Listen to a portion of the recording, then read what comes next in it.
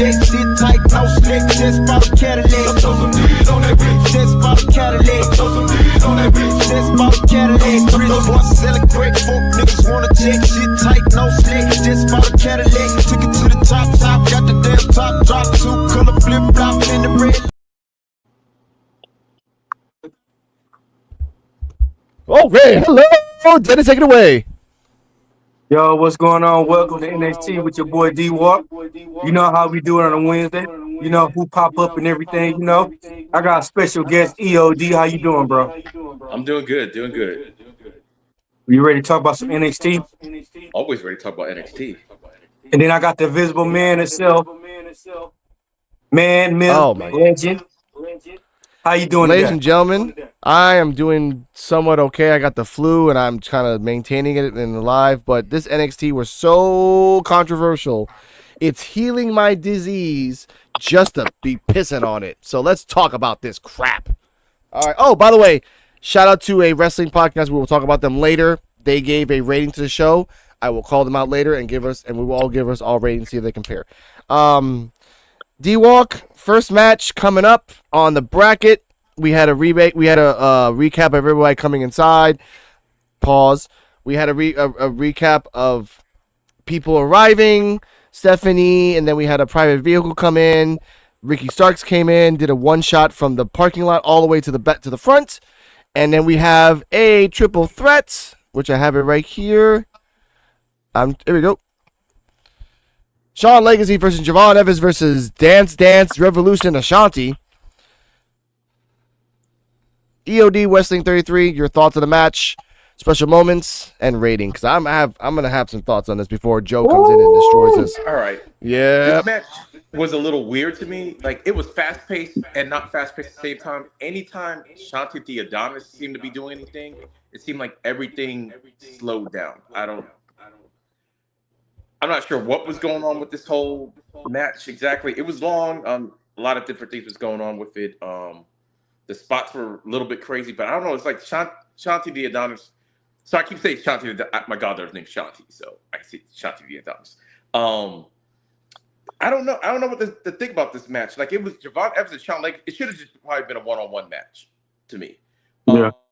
The Adonis, I don't know why he was there, but yeah, that's kind of my thoughts. It's like, why was he there and everything? Yeah. He's slowing everything down. They did give him some offense and everything, yeah, because you kind of have to, but really he shouldn't have been there at all, in my opinion. So I don't know. What do you think, D-Wall? He gave me Diddy vibes, first of all. I wish he'd been better off. The way he came up here and kissed that girl, he might as well pull a baby oil on and everything. Because I did say that. I was like, hey, it's 2025. You can't pull that move no more. You can't do that no more. Hey, that's done. That was like a 90s, 80s thing. You can't do that no more. Yeah, and I feel bad for the lady because obviously she's backstage and they paid her like, we're not gonna pay you. We'll just like show you on TV for a little bit to let it out there. Here's a kiss from a guy that's just because. All right, sure. And because of that, we'll press this button real quick. Oh my God. Oh my God. now, what did she get a bump on her lip? Then what? That's Ashanti's fault. That's not her fault. She's a dumbass. Let's talk about the match first off. Shawn Legacy, welcome to NXT, which I love that from a 50-person, like about 20 to 55, you know this, EOD, from a 25 to 30-person crew in one stage to at least a 200 people stage in this one, he showed out. Ashanti got smacked in the face like a pimp slap like 3 times in this match. It's like, just kept falling, and I love that.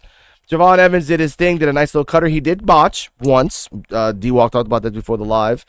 And Evans just jumping. The botch that Javon did, let's talk about that before we continue. Javon did a suicide dive.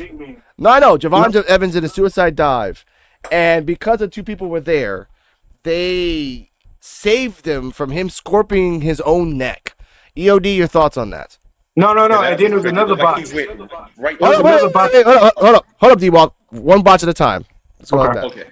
Like when I saw it, I was like, yeah, good thing they were both there because he went right through them and they kind of saved him from a major probably neck injury and stuff. But he's so fast. I don't know what it is. Like he's so bouncy. So I know there was like I know you're gonna talk about like a little bit later, but the other botch is like he's so fast. It's like even when he botches, it's like he kind of recovers like really quick. It does something else that's crazy. Like I kind of like him and everything. I kind of like Javon. I know your boy does it, but hopefully we'll see him later.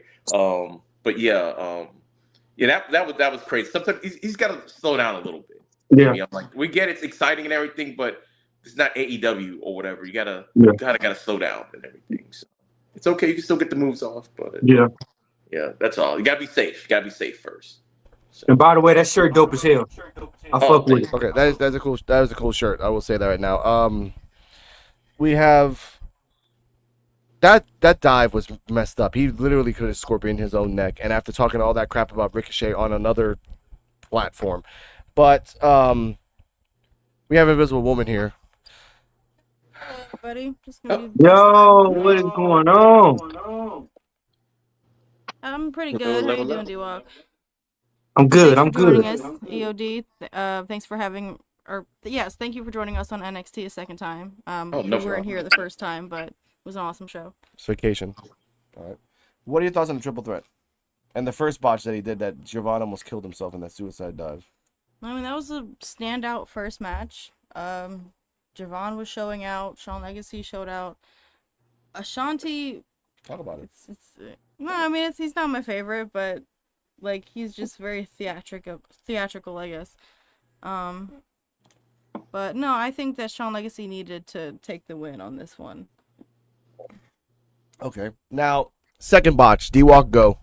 The drop kick Sean Legacy did on Javon in the ring, and he did not. He just stood there. Yeah. Okay. No sell. No sell. It's Javon and Sean have had battles in the indies back in the day. That's been recorded. So seeing this again, and Ashanti was just there. I love that in the commentary. Ricky Starks was saying like, "Oh, I'll give Ashanti a shot. He's underrated." Booker T was on one tonight. He was weirdly jacked up on coffee or something. Yeah. Because he's like, "Oh, why don't you give Ashanti a chance?" And like, because Ashanti never fucking wins, but they didn't want to say that. And Vic Joseph kept looking at him like, what are you supposed to be on decaf? You're supposed to have your heart medication. What is wrong with you, sir? But he kept on like promoting Ashanti, and for a little bit, I'm like, I wonder if Ashanti versus Ricky Starks would work. I mean, it's different. It'll be like kind of like a Juice and Thunder Liger Tyler Breeze situation where it just happens one time only. But Sean Legacy won, and I will give the rating of this match a fucking A. It was a good fucking match. As much as Joe was not here and he was shit on him all the time, Sean Legacy showed out. Javon Evans, other than the two things that he did, showed out. Ashanti, for as little that he did, showed out. Except for the stepping and the weird like hand gest. That was weird. Other than that, yeah. Invisible Woman rating? I'll give it an A. D-Walk? First of all, hold on. D-Walk. Oh, God, my God. Hold on. I'm going to turn into Joe for a second. Okay. The match was good. All the way down to the end. What pissed me off more is every fucking match is interference.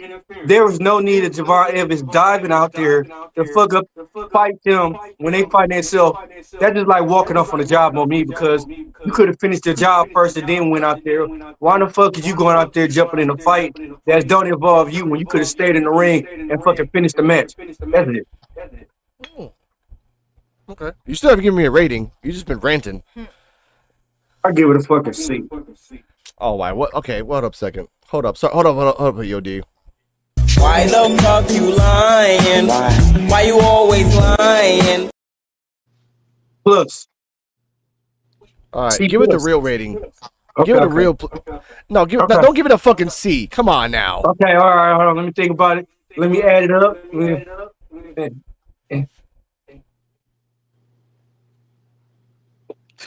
Okay. Motherfucker. Okay, all right. Dive out the ring. Interference. Okay, I give it a B minus. There you go. B- is fine. I'll take that. EOD. I had it up. BB added everything up though. Like I had to reenact the match. I know, and again, it was a good fucking match. EOD rating of the match, sir. I'm gonna give it a B+ because of the Adonis. Like I don't like he did good for what he did do, but to me the match was like super fast and he kind of just slowed it down. The Javon Evans thing I don't mind because obviously if you're gonna have Shawn Legacy win, you're gonna probably still want Javon Evans to look strong. So by him interfering, it kind of got him out the way. So it can, I was so shocked that Shawn Legacy actually won. But you could tell the WWE has like eyes on this guy because he's the only one that was in the Evolve championship match at first. Now that he's been featured on NXT a lot, and he had a really good match. So that was a hell of a match. Yeah, I don't even think he's gonna win the Evolve championship. They might just bypass him, just bring him up to NXT at some point soon. So I don't know. I give it a B+ just because of the Adonis, but it was a really good match. Okay, I give that. I mean, if they surpass Legacy to go straight to NXT, which they should. He doesn't deserve to be in Evolve. Right now, get his ass out of there, put him in NXT for a while. If he's pre-taped for the next couple of months, sure. Let him have his fun. Let him do his thing, and then just fade him out. That's it for me. Next up, backstage, we got Lola and Stephanie talking in Spanish, just saying, "Oh, I got you," whatever. Lola walks away. I mean, Stephanie walks away. Then Fallon Henley and JC Jane are saying, "Lola, I don't know why you're kissing asses." They bring up the fact that Fallon's not a champion. JC Jane brings up the fact that you're not a champion. There's this division. Lola walks away and says that Lola and Fallon Henley will have a match later on that night. Now, EOD, what are your thoughts on this slow build of the division of Fallon Henley, JC Jane, and redacted Jasmine Nix? I'm not even sure at this point it's a slow build because it looked like at any moment they're just going to implode. I don't see the reason for it. I thought they were a good thing. I don't know, maybe because of the whole Nick situation, they're just like, hey, we're just going to do whatever. I have no idea where this came from. Like, it started last week. Why? Like, so I don't know what to think about it, but I wish they stayed together, but obviously they're going to break them apart. Maybe it's going to, maybe some call-up, so you got to elevate one of them to like the main event status for NXT. So that's the only thing I can think of because it doesn't make any sense to break them up right now. So okay. What are your thoughts on redacted Jasmine Nix? I have no thoughts on Jasmine Nix. Like, I just don't have any thoughts about her. If you're watching this, like, nothing personal, but it's like, okay, you had like a match or two with the group and everything anyway, so I know your situation is going on that might be doing something with it, but I don't really have any thoughts about it. So hey, my thoughts, I hope she end up single. And we have buttons for that, ladies and gentlemen. Daddy, chill. What the hell is even that? I'm shocked. Okay. Now, next. It's been 2 weeks now. We have not got an update. No one has talked about it. She's been Thanos like Keanu Carver. We'll talk about that on Saturday. But breaking this up, I feel like it's a hindrance. I mean, look, okay, first off, let's pause it right here for a second before we get to the next thing. We talked about this offline, that Shawn Michaels has admitted that he has not and cannot maintain the storylines of the women's division because there's so many women and it's stacked. Now, do you think it's a good idea, Mr. Shawn Michaels, and I hope that AI clips this, that you redact one girl, don't know what the hell she is, then you're going to separate two other girls so that Jasmine Nix does what? And JC Jane does what? And Fallon Henley does what? Are you gonna do a Ren Sinclair and send their asses to Reality of Wrestling? Which, by the way, EOD, if you haven't noticed, breaking news: Ren Sinclair has been sent back to Reality of Wrestling. I did not know. Right back. Yes, that was a couple days ago. She was from there, and she was the youngest champion there, and then got sent to NXT and has been a joke. So Booker T's like, hey, come back to my place. While being employed to NXT. I'm going to put that out there. So, Fallon Henley, JC Jane, welcome to Reality of Wrestling with Booker T, because that's where the fuck you're going. Anyway, I I hate when people just. Oh God damn it! All right. Anyway, This next up. Yeah. hold on, about that segment. What bothered me though was when Fallon Henley like bragged about, yeah, I was a North American champion, but fuck, how many times you defended the belt? So basically, that shit don't even count. Twice. You defended it twice in 3 months. That's And it. You literally. how long she had it? 3 months. 30 months. That's it. Yeah, that's horrible. That is horrible. But let's be real. Look at Kaylani and her fucking reign. 2 months, and the first 3 matches were accidental wins. First 3. Come on. But either way, problem with the mid-card women titles across the board. Like, I don't know what it is. They just have a problem with it, and you have the belt for a reason, and then you don't utilize it. Why? Nope. So. Thank you for that observation, AOD. It's true. Like, that's why I kind of like Ruka and Zarya with her storyline. At least there's a storyline behind it. There's something behind it. Mr. D-Walk's dying. Anyway, backstage, Josh Briggs is talking to whatever NXT clone reporter.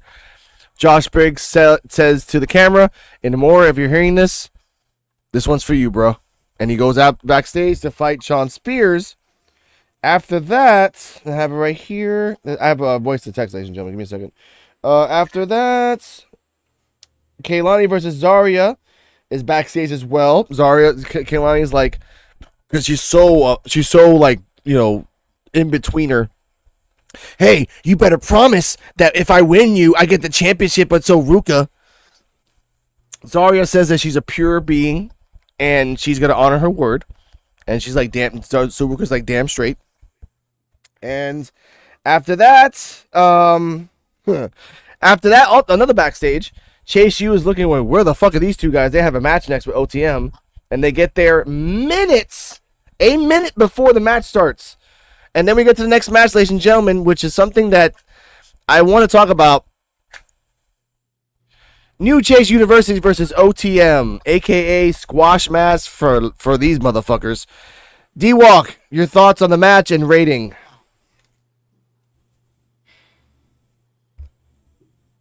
Yes, sir. The end. Okay, EOD, keep going. Rating and okay. Go talk about, please. Thank you. This match was. I get why the match, but it's like, okay, we got OTM. They're back. We probably won't see them again because that's just the way they do. They have a match, they squash somebody, then they disappear. I don't know why. The new Chase U. I don't even know what's going on with the new Chase U. I cannot even remember their names right now. So I'm just going to call them New Chase U also. Because they had some moves that was good, but really this match was like a filler match. Okay, OTM, they're big and strong. We get it and everything. But you're not going to utilize them. You're not going to let them win the titles. So what's the point? So okay. It wasn't really... It wasn't really anything to me. It's like they just had a match. It just felt like a filler match to me. The storyline, I don't know what's going on with Andre Chase and these goofs, because Swipe Right does a better job at it. You know, they probably need to collab at some point. But other than that, it's like, yeah, OTM, they got their little moves off, but they always get their moves off every couple of months, and that's about it. So. Okay. I will give it. I'll talk about this match. There was sort of a storyline here in the match where Chase wanted them to get there early. Commentary said it too, like, hey, they should have got there early so Chase can talk to them and give some like motivation, some tips for OTM, because Chase himself has fought OTM over the years. Now, there were some instances that they were like wild dogs. The other two guys, Uriah and the other guy, they would jump on the guys and they would do some cool moves. Like there was one point where they super kicked one of the legs of OTM and they would try to do a Russian leg sweep. OTM's like, bitch, I am 3 times bigger than you. That's not going to work. However, the other guy distracted the ref, which then the ref was stopping him. OTM came in. OTM got distracted by the ref, which then super kick into a Russian leg sweep. Chase was like, okay, there's something there. There's raw talent there, but you're not listening. You're like, and then they do the Chase chant, let's go. And then that's when they got killed. Here's the ending of the match. Supposedly elevated spine buster for the win. Corey Graves, I understand you're an ex-wrestler. I understand that you know all the moves. You are a fucking idiot. That is an elevated Alabama slam. If you put the person over your body and the head's behind your back, that's an Alabama slam. If the guy is perfectly vertical, you lift them up, you slam them down. That's a spine buster. They are two different moves. We'll put that out there. Squash match for OTM, B-. I hate them, but I have to give them respect for the moves. They're pretty basic. Blah, blah, blah. Invisible Woman, thoughts on this weird match? It made sense to an extent because you have somebody like OTM that has been out for a while, and then you have a brand new tag team that's debuting. So this was a good matchup to have in that sense. And I agree that New Chase University, they have potential. They just need to, build up their skill a little bit. So this match, I give it like a C-, whatever. I mean, it was all right, but yeah. Okay, I'll give you that. D-Walk rating. I get it's a trip to Papa. Triple Popeye? What the fuck is a triple Popeye? I don't know. I said a trip to Papa. Oh, trip to Popeyes. Okay, you know what? I have a button for this because honestly, I think he just wants this. I have the new button for this, ladies and gentlemen. No friend, no water, just me. Oh yeah. Okay.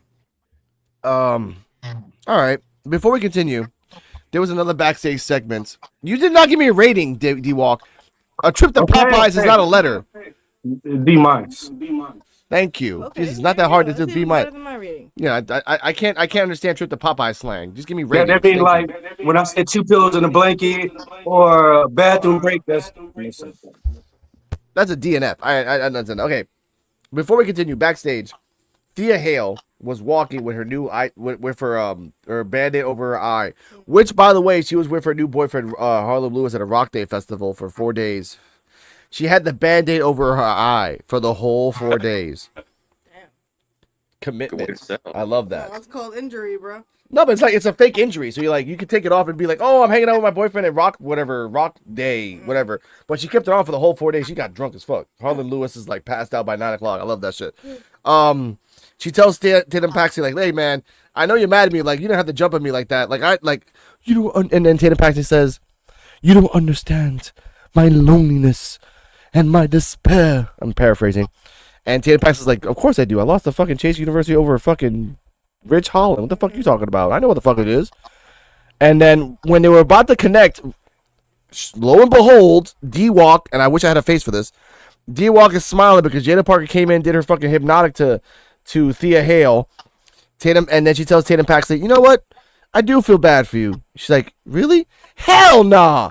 The fuck's wrong with you? You're weird. You're stupid. And then fucking runs away.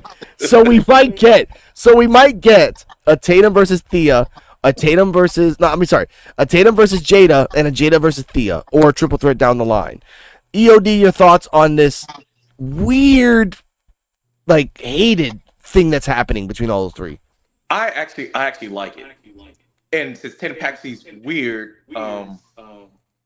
another way this could go, the way she kind of looked at Jada, maybe, she has a tendency to be obsessive over certain people. Yep. You never know. She might be even after everybody gets their little licks in, she might become obsessed with Jada Parker. You never know. Yeah. And that could be fun. And it's a way to kind of get Jada Parker to decide what they're going to do with the NXT title, because she had a really good showing in Stand and Deliver. So it's a nice little segue to get her out the picture for a little bit, give her something to do, show her character off. But I actually like the interaction with all three of them. Thea Hale, that one's a little weird, like how she kind of fits in. I get the whole Thea Hale versus Jada Parker, but that girl put her trying to poke your eye out, and you're just, hey, I can't believe you did that. I'm like, it'll be on site. It'll be on site at that point. But I get she's a face. So, high tolerance. But I really like the whole dynamic with all three of them. I like it. D-Walk? Hey, like EOD said, somebody will be on a t-shirt. But I like the segment. They need to quit doing the pirate thing, because I'm tired of seeing people eye get poked out and everything. They need to She could have not had her eye injured. You know, I'm tired of seeing everybody get their eye. Nah. Now, to elaborate a little bit more, I do. If Tatum goes deep into like, I like Jada Parker, I'm obsessed over her, and I hate to say this, it'll be funny if Tatum Paxley gets a Jada Parker doll, but it's just a doll with yeah. You know where I'm going with this. It's just a Jada Parker doll with a big ass, and she's just destroying things like just pa pa. I want to be like you, Jada. And then Jada, and I hope Jada sees this in 10 years and you realize I let a white girl make a doll about me and my ass. Hey, So I want you to realize that. Yeah. I enjoy watching my future ex-baby mama crack her with that pipe. And with that, buttons, ladies and gentlemen, what pipe mean her ass? First off, she's less offensive than regular garbage, but she's still garbage. Hey, you gotta believe in what you want. You gotta have content. Ain't no content. She's garbage and she's less than garbage. Because again, if you can keep using your butt as a weapon, I'm gonna keep calling it garbage. Hey, not for me though. Yeah. Okay, I know. Anything's not. This is ass for him. All right, I have it right here, ladies and gentlemen. Next up, we have the Miles and Oba talk. Joe's not here. I'm kind of glad because he was gonna shit on him so bad. It's gonna steal the show. When I was watching it, I was like, "Oh, what's Joe gonna say?" Yeah, Joe's gonna say fucking shit, dude. Honestly. Now, yeah, I was gonna say Kaylani versus Soul is gonna happen again. Yes, Kaylani versus Soul happened a while ago, but it wasn't for the title, so we get to see it again from the reverse angle, and I love that. I respect that, and I love Miles. Here we go. Miles Bourne tells Oba like, "Hey, everyone's underestimated me. My coaches have underestimated me. The NXT trainers have underestimated me, but I'm gonna win." Oba says, "This is no Disney movie. I am the ruler. I'm going to destroy you." But also, Miles Bourne says, you're right. This is not a Disney movie, but rulers fall. That was a nice line. They will always fall. I love that part. Yeah. And he says, you know what? The whole crowd will hear the 1, 2, 3. He tries to walk away. He walks away. Jasper Troy, which by the way, Jasper Troy and female Kurt Angle got their NXT contracts. Jasper Troy said he's gonna make a name for himself, and this is the name. Jasper Troy jumps out, attacks Oba, and does a boss man slam to Oba, and then kind of like doesn't really understand the NXT ring, so he stays outside in the back. He stays outside the ring, but doesn't run away.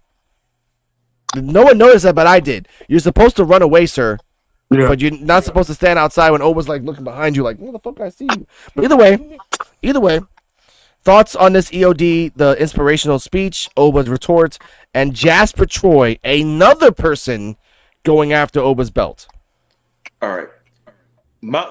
I will say this. They've done a good job of making Miles something out of nothing because he had like no character, nothing like 3 weeks ago. Now he's got something.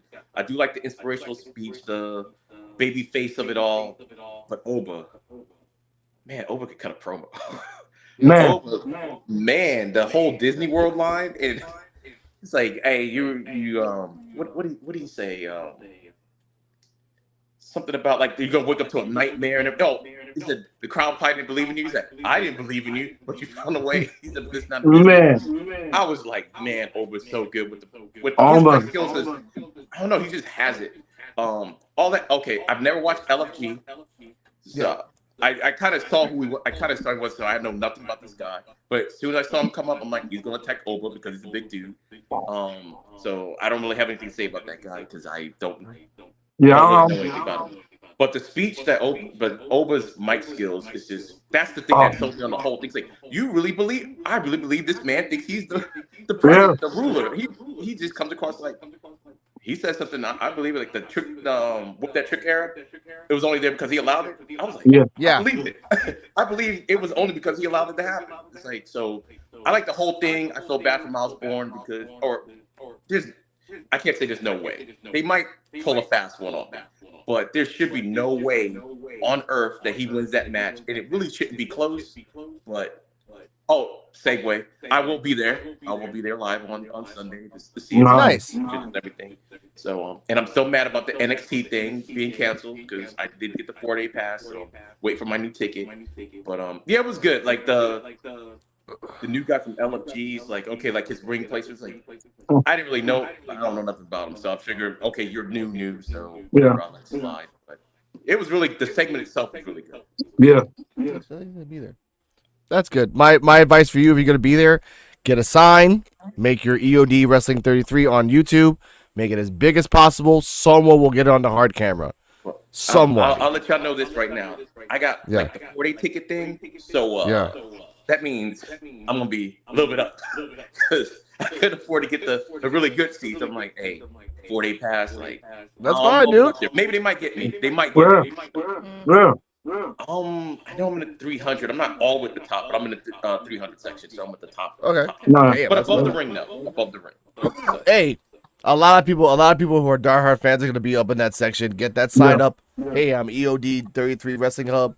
Hit me up. Boom, boom, boom. That's what it is. That's one of my dreams. okay. If That's D-Walk what or Joe can I'll do get that. the cardboard from I can't Yeah, that's what matters. because I'm not supposed to be going to the store, and the D-Walk might know what I get it. Hey, I but get look, it. I dig get this it. I out. get it. If they don't notice you gotta do something crazy, like take your shirt off and have EOD on there and do something crazy so the camera notices you. Be like, hey. Also, I'm an injured vet, so I can't be dragged out because I'll get hurt. They can't just walk me out or whatever. Or have like the careful leg brace and everything. It's gonna be painful if they drag me out. So can't do anything too crazy.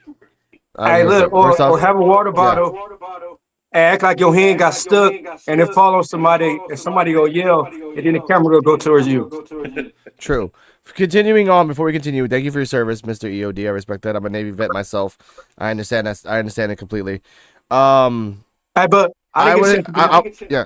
yeah. Go on, D-Walk. That segment, it was dope as hell. Yeah. Obafemi, like like both of y'all said, Obafemi promos is getting better and better and better. Yeah. I do like this I do like this. How you say it, like he's less privileged, and then you got a giant. I like that. Yeah. And with this, I'm gonna give this. We have to give this a rating. I've give this Oba talk and Miles.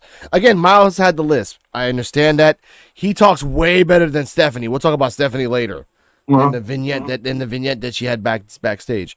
But I give this segment a B. Oba. Every single time, like you're right, EOD, he just kills it. Any opponent that he just has a quip for his ass, and he's not being a disrespectful dick. He's being Thanos. He's like, as badass as you are, Miles, Trick, whoever the fuck wants, fucking Austin and Grayson Waller, I am Thanos. Come, die, repeat. That's it. And I love that. However, go on, Miss Invisible Woman. So, well, what was your rating for this segment? B. Okay. My thoughts on this segment, if it's sincere and from the heart, I'm all for the topic of conversation, like representation and all of that, and this like character turn that Miles is taking. I was just surprised to hear Oba talking about it, because that means like it's really like they're pushing it backstage, like, hey, we're selling this, like, you know, and I like that, but I just hope that it's sincere and not like, hey, let's, you know, I don't know. I just hope that it's coming from Miles wanting to like push that through his character and not WWE trying to just be advantageous. But yeah, because guess what? If you want Miles to be a North American champion in the future, he has to go after Oba or whoever the champion is and make it credible for the future. But no, this was a good promo. Honestly, it was a really good promo. I'm excited for the match. I hope that even if Miles doesn't win, he shows out. Yeah, and I believe he will. So I give this a. An A. Okay. An A. D-Walk, your thoughts? Not envisioning the spirit of Joe, because it's just Joe. That's Joe. This is you. Yeah. But you know, Jay and Joe ain't No.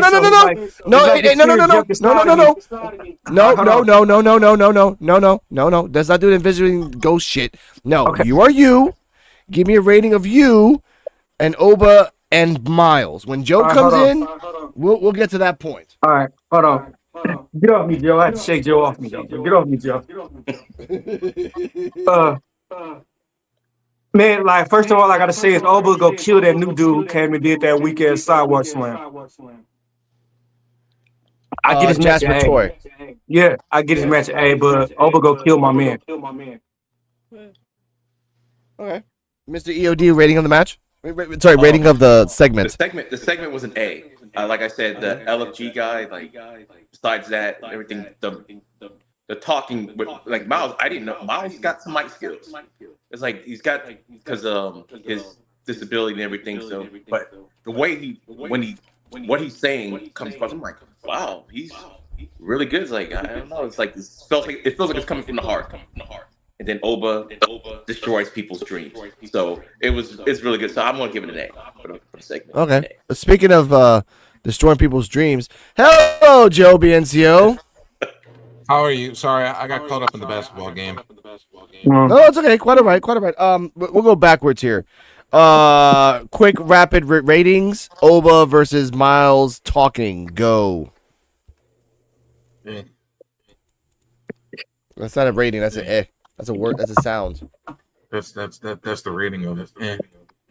Okay, that's. I'm just not behind Miles Bourne and going for the world title. I'm just really not behind it. Okay, I'll give it. I give you that. Okay. What about Obafemi's? What about Obafemi's mic skills he did this week?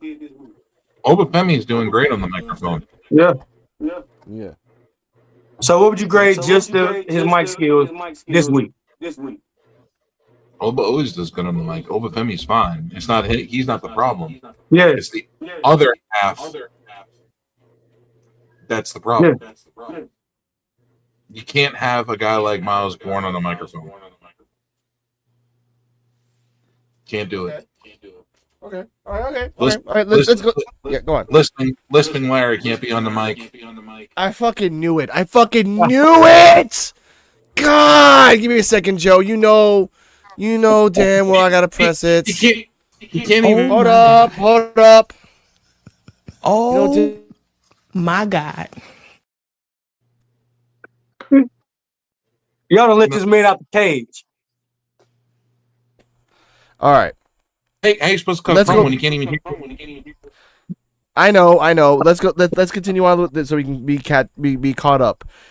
New Chase University versus OTM rating.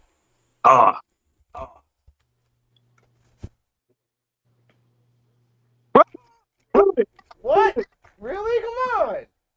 You gave it the Bobby last week. He gave it the airplane. You could send OTM back to catering. But okay, question. Hold up now. Yeah. Now, question. Now, did you think that there's potential in that tag team of Chase University? They have a potential. It's there. As a heel tag team. Yeah. Of course. As a heel tag team, yes. As faces, no. They're not faces. They got their late. Chase is the guy that doesn't understand them. Like, it's kind of a weird power trip right now because Chase is a face, but those two guys are fucking assholes. They're not heels. He doesn't need to be an asshole right now. Not now. He needs to be a scumbag heel. Okay, but he has to like. He need to be like a Slick. Back in the day, remember Joe Slick? Slick or like trying to get a good idea of what kind of scumbag heel he would be. Bobby Heenan. That's it. As a manager, yeah, but I mean as an in-ring person. Mm-hmm. He could be Ethan Hawke in Trading Day, except he turns corrupt. He doesn't stay good. Oh, I got you. They make see what I mean? Yeah. Because it's going to go to the point where there's going to be vignettes where Chase goes to the strip clubs, Chase goes to the bars, Chase goes to everywhere they go, and then he turns because he realizes, like, I can't turn these motherfuckers. I have to understand them, kind of like a Cobra Kai situation. and then he turns to their liking. They're not gonna turn to him. They're gonna turn. He's gonna turn to him. Okay, no. First off, Ridge Destroy chased you, and they realized, Mr. DT2, that they fucked up, so they had to redo it again because the package that they did to Rich Holland didn't work. Have you heard about Rich Holland for a while? No. There's a reason for that. So either way, let's go back a little bit more. The triple threat. I know you're gonna shit on this, Joe, but you have the right to give me a rating because you are a gentleman and a scholar. Triple threat: Shawn Legacy, Ashanti, and Javon. Basically, only one of them you like, and the other two you shit on. So let's just go. Hey, Joe. So you remember when Ashanti came out and kissed the old girl? If this was a match, and I had a gun, I wouldn't be here tonight. Wow. I was like, okay, so you're gonna take almost everybody I hate in the company, and you're gonna put them in one match. Okay, single shotgun, a double shotgun. Hold up, yeah, They go on, should Joe. put the Lions in the triple threat. Okay, first off, pause for a second, and I want to answer this question here. That's basically inconsistencies, which is dumb. It's not inconsistency because Rich Holland specifically said that if he beat Chase U, then the group Chase U would be disbanded, which was true. The group is disbanded. The Hale didn't come back. Duke Hudson is gone, and the other guy is gone. So technically, fired. Fired. So technically, he did not break the rule. He just worked around it, saying, okay, there's gonna be a new Chase University for a new group. It's unless someone says Chase University as a whole has to die completely, then he can keep doing this over and over again. It's fucking Enron. All right, pick something, do it again, basically. All right, Joe, continue. Rating of the match of the triple threat between Shawn Legacy, Javon Evans, and Ashanti. Him kissing a girl and doing an assault charges with his lips, and Shawn Legacy winning the match, and Javon Evans doing a botch. Go. At least Shawn Legacy won the match. That's all I could say. At least the right person won. Okay, I give that. I'll give you that. And again, here we go again. Back to what I said. Javon ain't the star. Nope. Evolve characters coming in and defeating NXT characters. He's different though, Joe. Shawn Legacy and EOD knows this too. He's a little different than Evolve. He's like an NXT guy that got stuck in Evolve by accident. Is like, I'm not supposed to be here. Different. Yeah, he's different. Okay, that's great. But that just shows that you took Javon Evans, who's supposed to be your shining star. What the heck? He loves it. You just had him lose. You just had him lose to an Evolve guy who's supposed to be beneath you. However, they've had battles in the Indies, so you can think of it. You can think of it as a Kevin Owens, Sami Zayn indie type of thing. They've had battles in the Indies, and he did say it. Like, I fought this guy before. He is a monster on the Indies. Again, Shawn Legacy should not be an Evolve, and they kind of know that now. They're like, oh shit, we have another fucking Neville, except he's not ugly. Here we go. Javon has charisma. Javon didn't take the pin. Defense of Javon Evans, great. But here's the problem. Javon didn't get the W, which he usually doesn't get. And Javon, all the charisma in the world, isn't going to add weight, and it isn't going to make him better. I give you that. All right. Adonis took the pin. Adonis took the pin because Adonis is a fucking bum. Adonis should have been in the fucking most recent releases. Okay. Now, question, Joe. Adonis versus Ricky Starks for the championship, yes or no? Because it's his first time, something different. No. Okay. No. Okay. All right. Quick. All right. Javon Evans versus Ricky Starks for the championship. Nope. Okay, so automatically Shawn Legacy. All right, that's fine. I'll take it. It's messed up. I'll take it. Hey, For Javon Evans to get pushed down, that's like a robber walking in your house and making a sandwich and seeing what you gonna do about it. He went from the world title triple threat, which I said he was in there for only a fluff filler, back down to the bottom of the card facing evolved wrestlers and catering guys. Yep. Well. And a janitor too. Yeah. Like I've said about Javon, they are not fully in stock of his character. They know he's a star. They just haven't figured it out yet. Yo, so how do you feel, Tori, at the end of the match? At DT2, yes, you do got to use your talent. But at the same time, that doesn't say you're not going to be a fucking mid-carder and a jobber. You could be used every week, but you could be taking L's. Yeah, there's ways of using you without actually that doesn't revolve a title. You can just have some type of other story for whatever reason and still use that. It doesn't always have to be for a title. Yeah. Always the bridesmaid, never the bride. Yeah. But I got a question. Since when do it is you supposed to win matches to get to the title? How is it now where you could interfere in something and get a stepped in for the title? Like the end, I asked Joe, how did you feel about the end with Javon Evans dove out on Ricky Saints and all Ethan Page, all Ethan, and it's they both of them was fighting. What was the point of him jumping out the ring, costing himself the match? He's doing the Jada Parker. He's involving himself into the title picture to get a title shot. He did it what Rhea Ripley did. He ain't no better than them. He's involving himself. The main difference with it, though, like this was supposed to be a match to see who can potentially, because it wasn't like a number one contendership, but they do get a shot at some point. So it's like by him doing that, it's like you kind of, you're interfering yourself in their business, but you had a match to actually get a shot at the title anyway. So he doesn't watch Kobe. The job wasn't finished, job not done. There was no reason for him to like jump out there. I get why they did it. I guess they still like Javon Evans. They didn't want to take the pin. And since he's not around, since he was outside the ring, it's kind of easier to be like, okay, yeah, he lost, but did he really lose? He wasn't even involved in, I get why they did it. It was weird. The best analogy for Javon Evans, and I'm going to use the NBA as a reference. Javon Evans is going to be like Russell Westbrook.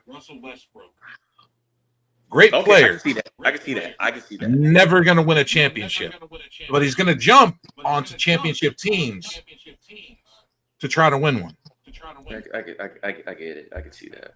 He's going to be a bench player the rest of his life, unless he starts doing what he needs to do to stand out. He needs to gain weight and be different. I mean, you better put some respect on Westbrook. He balled out. Ball down my ass. He was negative 92 points in this playoff series. Get the hell out of here. What about LeBron? How worse was LeBron? And he's supposed to be the greatest player in the NBA. Russell Westbrook was the worst player of the NBA this year. Yeah, right. I don't believe it. People don't give Russell Westbrook credit. We'll talk about that another time, but put some respect on his name. But in my opinion, Javon, like Ricochet said, once you win a championship, come back and talk, kid.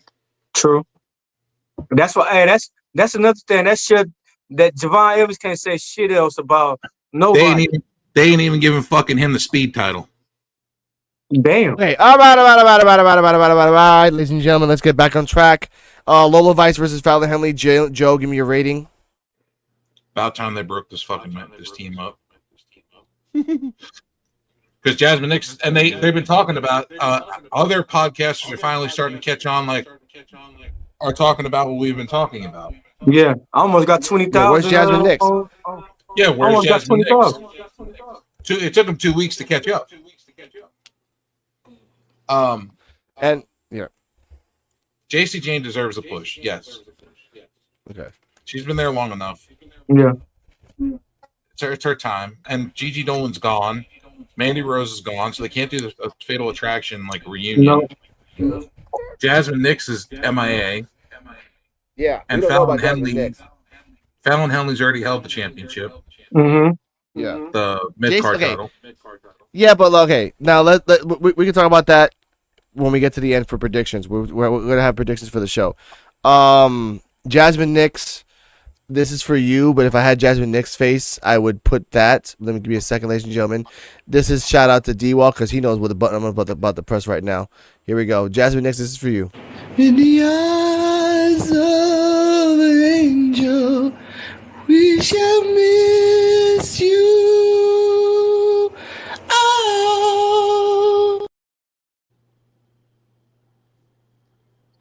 Oh. Let's get to two things that let's get to two things that really bothered me. First is the Trick Williams rap concert. Oh. I got it right here. Give me a second. Here we go. Trick Williams rap concert. Okay. Invisible Woman, you want to talk about this? Because we were laughing our asses off when we saw this shit. Oh my. Okay, I'll say it. All right, Trick Williams came out. I'm gonna paraphrase this. Calling Joe Average Joe. He was fucking Milli Vanilling this shit so much, ladies and gentlemen. If you want to look up Milli Vanilli, look up the reference. You understand what I mean? No, it's true.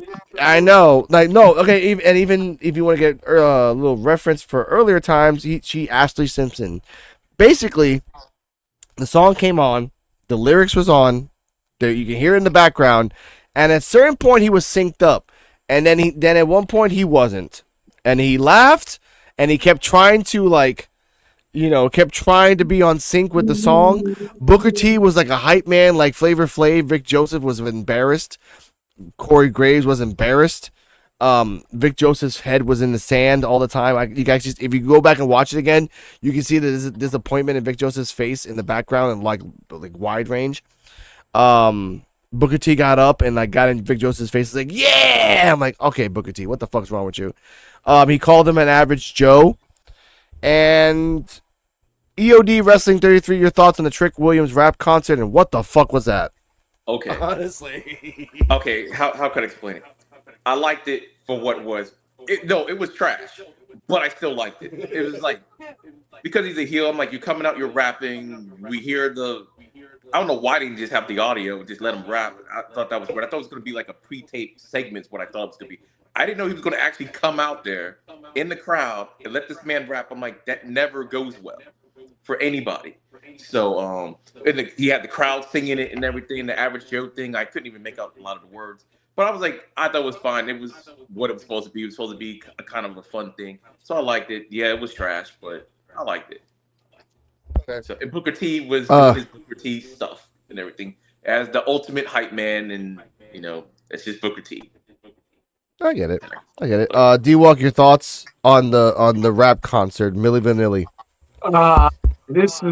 They need to take his microphone from him from at least like 2 weeks to punish him. This was trash. He should have redid the P Dunn rap.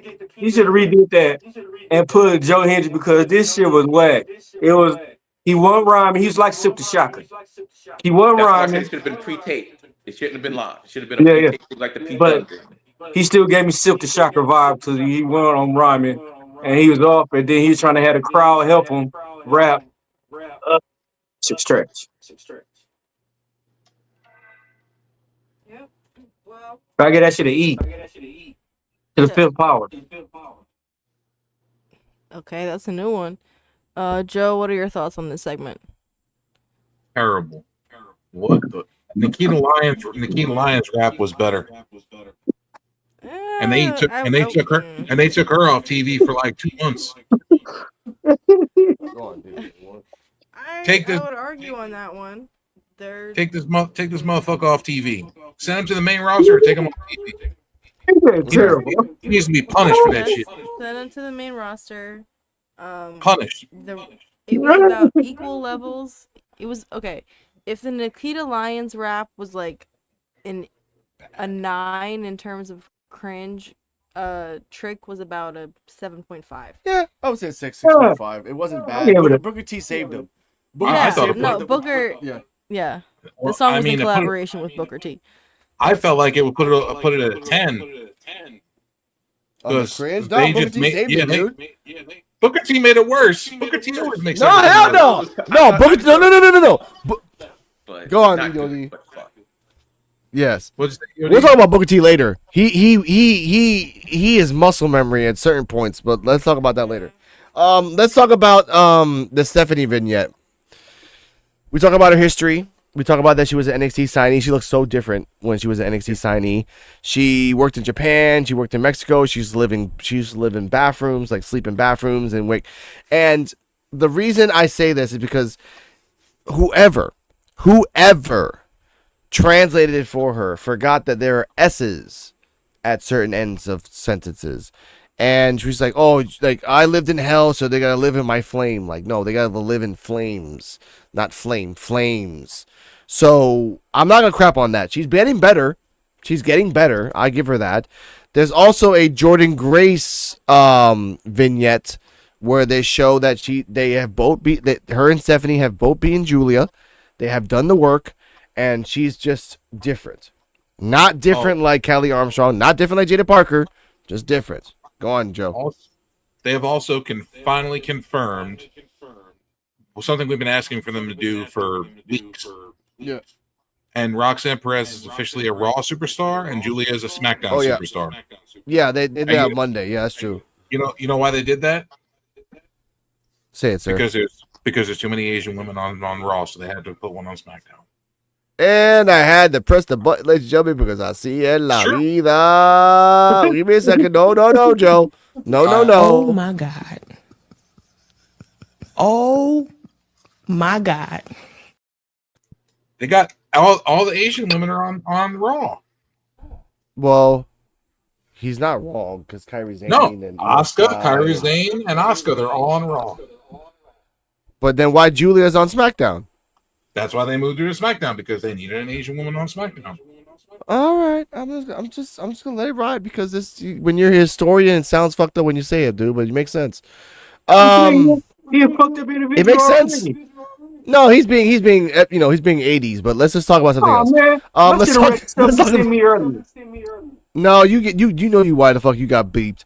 Let's talk about the NXT spotlight. Tony and the family. Tony's on the table with a bottle of water, no wine, and he's talking about that Tony was like the underboss.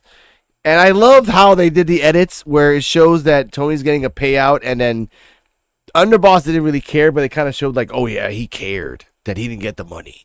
I didn't show you everything. I showed you what you needed to see. Like, you don't know all my tricks, and it's going to end in Battleground, me versus you, and blah, blah. Okay, what the fuck ever. EOD Wrestling 33, your thoughts on this vignette? And go on. I like the vignette. I like the fact when Tony was about to start, he's about to come an MF-er, like, right off rip, and then, like,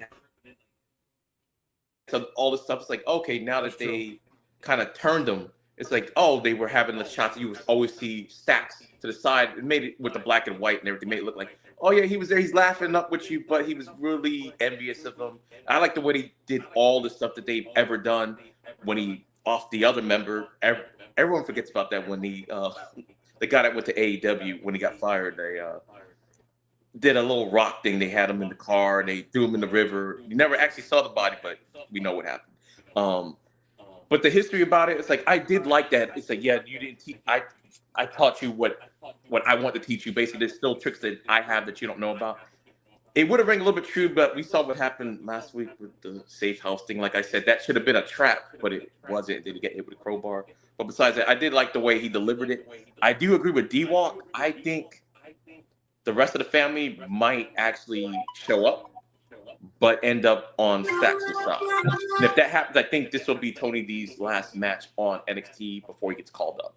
But I agree with that. But I like the segment. I like the segment. The nice little history, tying everything up with a bow. It really looks like it's not going to be like 3 more matches after. It looks like this is going to be the end. And I like it. This should be the end. Joe, your thoughts? I agree with what EOD said. I believe this should be the end. I feel like this is going to be where the family turns on Tony D'Angelo, help Stacks win, and then we won't see Tony D'Angelo no more. He's going to go over to probably Raw or SmackDown, probably Raw. And DT2 asked me a question about when Lash goes, she's going to Raw, like you said. Exactly. Yeah, because Bianca and Jade are on SmackDown, so they're going to put her Lash on Raw. To split the diversity up. Which is stupid because she deserves to be on SmackDown. They've hyped up this match with Tony D and Stack so much. They said it's going to be one of the best matches on the card. Nah. That's what they're saying. They said it's going to be a sleeper. Sadly, it's gonna be Kaylani versus Soul. That's gonna be the match of the night. Like maybe Miles versus Oba can be a sleeper, but no, I've been waiting for Kaylani versus Soul Part 2. Let's fucking go. And Soul's good to go. She's healthy. Kaylani's good to go. She's healthy too. It could be a sleeper match. It's not the main event. Like Miles versus Oba can be because look, this is first off, Miles versus Oba is basically going to be Randy Orton versus Oba. We're never going to get Randy Orton versus Oba, so we might well just see how it is. Fuck it. You don't know that. You don't know that. Come on. Okay, do you want a 40-year-old Randy Orton to fight a 30-year-old Oba Femi that's in his prime? Randy still got it. 40-year-old Orton is 295 pounds of muscle and jacked. I know, but Miles Bourne is like 30 pounds under that, but still, like, again, it all depends on conjecture. I know, but speaking of the same size, Dark State vignettes, ladies and gentlemen. Ladies and gentlemen, viewers, I'm gonna press the button right now for myself because this is something that's gonna get me in trouble. But no, I have to press the button for myself here, ladies and gentlemen. Give me a second. All right. Oh my God. Okay. Oh my God. Also, Alex, I don't know if you heard last week when we were on Saturday when we were talking with Krishan on the show. Yep. He had mentioned about no copyright strikes on Rumble. Nice. Where we could actually go there and watch Raw and stuff live and put it on the screen and don't get copyright strikes. If StreamYard would connect the Rumble, I think we can, but I think we have to have the Kick account. He said it does. For that. I think he said it does. Okay, we'll check that out soon. We'll check that out. Dark State and I'm sorry for my language, we're basically circle jerking each other. Oh man, Deion Lennox is so fucking cool, man. He's fucking like, oh, but Cutler James. Oh yeah, I love that Cutler James. Oh, but fucking sugar. I'm like, I get it. I mean, hey, first off, okay, hold up. Yeah, I have a lot of questions. Number one, how dare you? That's how they acted. You talking about a circle jerk and then talking about sugar. It's like, what are you saying? I'm referring to D-Walk with the shit in his face. Yeah, see, he's laughing. Look, EOD's laughing. He knows. EOD, your thoughts on the Dark State vignette? All right. I know I usually give a positive spin on everything, but this is where I get to pull my inner Joe. Oh, good. This mess was trash. Whatever. I could care less about Temu Nexus. That's all they are. Like, they're not a threat. I don't like them at all. I didn't like this whole segment. I get at least you're introducing people again because I didn't do a good job of it the first time. But they're still trash. Why are they there? I get you trying to make this Uber group, and now what? You're like less than like a mid card like group. Okay, you fought against Oba and Javon and what? Who cares? And everything. This is straight trash. I don't like it. I don't think I'll ever like it. That's it. I'm gonna get my rating right now with an F-. Okay, and Mr. EOD, we have a button just for that. She's garbage. She's garbage. I took out the garbage. Okay, that's referring to Dark State. So I'm gonna go even further, EOD. Temu aces and eights. I can see it. The masks and the leather vest. Yeah. Yeah, I remember Aces. They were good for about 30 seconds. They were. But before we continue to the next... At least they had star power in it. Now, speaking of star power, Visible Woman, your thoughts on the Dark State vignette? It was alright. I'll give it a C minus. Okay. Speaking of C minus, after Josh Briggs dedicated his match to Inamura, Josh Briggs versus Shawn Spears. And before the match even started, I'm like, if all four... Okay. And if anyone... I think all of us are old enough to know this song. One of these things is not like the other. One of these things is not the same. Now, why do I say that? It's because Izzy Dame came out in all black with the new words. Shawn Spears came out in all black with the new words. The other guy, the big guy, came out in all black pants. And then this other motherfucker. Jensen. And I forgot what his name was. Is the Raven wannabe. Thank you, Jensen. Jensen comes out in a nice little nice little squished purple blazer. Beautiful shirt. And Cardala, sorry, Invisible Woman said it best. I'm like, he feels out of touch, like out of character, and everyone else is dressed for a biker gang, and he's dressed for Saved by the Bell. It doesn't make any fucking sense. Right there. Yeah, thank you. Oh my God. Let's go to the match. Pee Wee Herman. Yeah, go on, Joey. They got Pee Wee Herman in the middle of the biker bar. It doesn't make any sense. Josh Briggs looked crazy as a Raven wannabe. And then you put him in a weird cult. And all 3 out of 4 dressed up as the cult. And you are like, I'm the lawyer? What are you trying to do? Honestly. But back to the match. Josh Briggs was dominating Shawn Spears for a little bit. Shawn Spears was not using the interference for a little bit until at the end, after he threw Shawn Spears into the announcer's table and threw him back in. They were talking about commentating in commentator's table. They were talking about Josh Briggs might actually be the problem and not other competitors. And Shawn Spears is trying to do his own team. Once that was happening, the big guy came out of nowhere and he actually threw him really dangerously into the steps. Jensen was doing some fuckery, and then fucking Izzy Dame does a hell of a kick. Izzy Dame does a fucking haluva kick out of fucking nowhere. Shawn Spears does a fucking small package for 1, 2, 3. Rating? Oh wait, by the way, post match, like any person that got fucked over, Josh Briggs got up and said, "Fuck you, Shawn Spears," and started attacking him like crazy, which is the smartest thing ever a wrestler should do. I got screwed over. I'm gonna fucking murder you. They had the numbers game. Hank and Tank came out. Hank and Tank helped and rescued. And weirdly enough, on Battleground, Hank and Tank, Josh Briggs versus the Culling. EOD Wrestling 33. Your thoughts, rating, and what the fuck? I give the match itself a B. I like the match. I did like Izzy Dame. I did not see when they had everybody interfere toward the end, because it wasn't really any interference toward the end. But when they interfered, I was not expecting her to actually interfere and take Josh Briggs out. I was like, oh my God, did this just happen?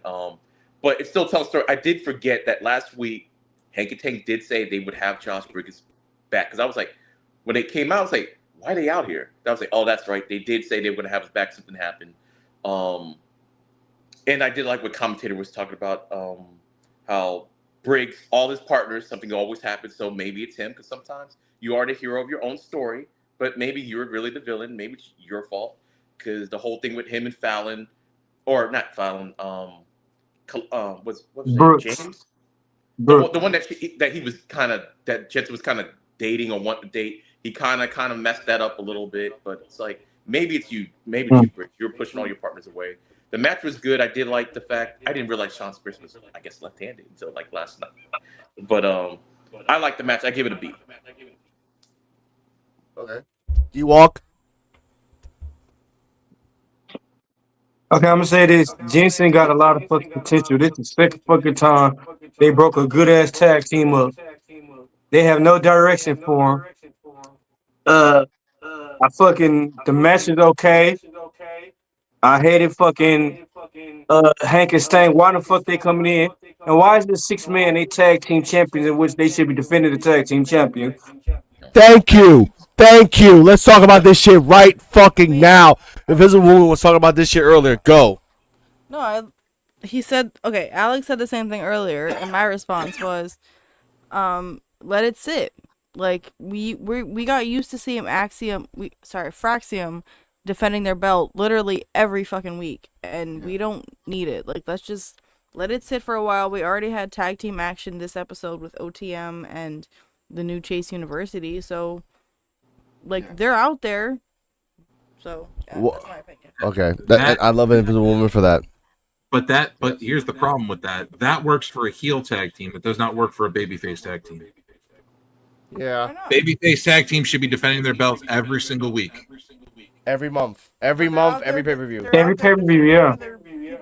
But you got a 6 man. Like, who are the tag teams in NXT? Like, really? They don't have none. Now. I can tell you right now because we actually talked about this. Minus Inoue and Malik Blade, because we know that's EOD. Inoue is in Evolve and Malik Blade is Future Endeavored. It's OTM, NQCC, New Chase University, the Culling, TNT, and there's one more. I can't really remember what the last one is, but that's the ones I remember. Okay, so one just cut back. One's in the title picture. Yeah. High Rise. Yep. Did you mention them? Yeah. No, High Rise. No, High Rise is a 3-man group. TNT is just the 2 guys by themselves. TNT. Yeah. And they're usually on Evolve for the most part. Good for them. Honestly, like, something. So it's like, who you're gonna like really? They got to build up that whole thing again or something. Yeah, I get the culling. Yeah, the culling could have. Well, actually, I guess that's what they're kind of doing anyway. The culling and with a 6-man tag, but right now we don't really have a tag division. Comment section. DT2. Gunther defended his title every month. He did. He did. Whether you liked it or not, he defended that shit like a fucking monster. Yep. But let's go back to this. But let's go back to the tag teams. I actually understand what Invisible Woman is saying. It makes sense, but since they're a babyface tag team, they should defend it every month or at least once every 2 weeks. But however, that we just counted maybe 6 tag teams right now. That's it. And OTM just came back. I didn't want to count them. Yeah. And I hope to God they don't take the belts off fucking Hank and Tank. But I kind of feel like they're going down that direction. The problem is the tag team division is shit. That's first off. And that's in both the main roster and in NXT. They don't have enough tag teams. So the fact that they want to introduce another tag title, another women's tag title at that, to the main roster makes no sense. It makes zero sense. And then and now you got NXT where my biggest problem when Hank and Skank are you're the tag team champions. If you're a champion, you should be defending that championship on every pay-per-view. Yeah. Every pay-per-view. But the counter to that, there's no new tag teams. Like we've seen, and I'll say this right now to rank the list. We've seen Hank, and I'll say this to make you happy too. We've seen Hank and Stank versus NQCC, OTM, Culling, and that's it. And TNT. We've seen them all. Okay. So putting them on but putting them on a pay-per-view, like let's say this right now. NQC, Hank and Stank versus OTM for the pay-per-view battleground. Yes or no? No. But if you want to if you want to do it, I would have rather have seen that than the 6-man tag that they booked. Mm-hmm. That's true. No, I agree with you. But and then at the same time, they could also be pulling tag teams from TNA. Also, they have a partnership. Mm-hmm. Pull a tag team over. You have Evolve. Pull a tag team from Evolve. Go to the main roster. Okay. First off, there's only actually 3 tag teams on Evolve, so we don't count Evolve right now. There's Swipe Right and any other tag team that comes together as a tag. That's it. There's no other tag teams. but you could be giving That's them more it. exposure by pulling them up and putting them on a main card on a pay-per-view. True. And Swipe you- right and versus you Hank and Tank. Battleground would have been good. Yeah. You got tag teams that aren't doing anything on the main roster. You could have pulled one of them. Yeah. You could have went to TNA and be like, True. "Hey, look, we want the Hardy Boys for a pay-per-view." Actually, True. isn't that how True. Fraction Mammoth Brothers. became tag champs in the first place? There was nothing going on NXT because remember they were called up last year, and they brought them back down. They got the tag championships, and they pretty much ran it until Stand and Deliver, pretty much. But it seemed like they had that same problem before. They just okay, we're gonna call you down from SmackDown, do this, and I don't remember who they beat. Cause I remember New Day had it for like a little bit. I don't know if they beat them. I can't remember because they've had it that long, but. Yeah, New Day lost the titles back to Fraxium, I believe. Yeah. Chase, you had it for a minute, Now back. they got it back, and the NQCC had it for like never had it actually. They didn't. No. But look, let's say like this. For Hank and Tank, and we'll talk about predictions when we get there. Let's get to the next. Like everyone gave their ratings. I'm happy with what everyone said. Let's get to the end, and this is gonna be fun. Joe Hendry concert. Joe Hendry comes out. No, first off, I know you don't like, and I'm gonna try to find that video I sent you, Joe. With like they have the Shrek. Believe in Joe Hendry. Believe in Joe Hendry. I already seen it, and I also saw the Darth Vader one during Fortnite, and I've seen all the fucking videos. Because asshole number one up at the top on the left sends me these motherfuckers, and I see them online. That's D-Wall. You asshole. You asshole. The asshole on the top left. I don't know what you're talking about. Now let's just get to the thing. Before we get that, first off, we have a backstage, and this is what I want to talk about this with everyone here. Backstage, before we get to the main event, Ethan and Ricky are backstage. Ava is looking white, and freaking Ethan and Ricky are fighting backstage. They don't want to really like. Oh, I want to fight you. Let's put the belt online. Oh, fuck that shit. Ava says, okay, since you guys want to fight next week, they're gonna have a fight with each other, and I know. Oh, they did. This is what's fucked up, and I told Invisible Woman this. Comments, all right, comments. Hold up now. Since Sean and she said this, and I quote: since Sean Legacy has a chance to go for the title, you guys are gonna fight next week for the belt. We don't. And then this is the part I hate. EOD Wrestling 33, a question. If the fact that Sean Legacy won a triple threat for the chance to fight Ricky Saints not on Battlegrounds, because there is no North American Championship defense on Battlegrounds, why is it the fact that he has to wait another week and then about another week after that to maybe fight Ricky Saints? Sir. Okay, this is what I think happened because they never really said it was a number one contendership match. They said it was a chance at the title at some point in time. So we're going to have this match right now. Sean's still going to get his opportunity. We don't know who it's going to be against. My whole thing is like, Ethan Page was the NXT champion, so he shouldn't be fighting for a North American championship. But the way they explain the storyline, he just likes fucking with, he likes messing with we don't apologize here. He wants to go fight him, but he was like, no, I don't even want the title. I just like messing with you. So the fact that Ava, and I did like how Ava took control of everything. It's like she's really looking like she's honing her little acting stuff because she was like, look, y'all want to do this? No, Ricky, we're not doing it because you want to put the belt on the line. We're doing it because I'm telling you you're going to put it on the line.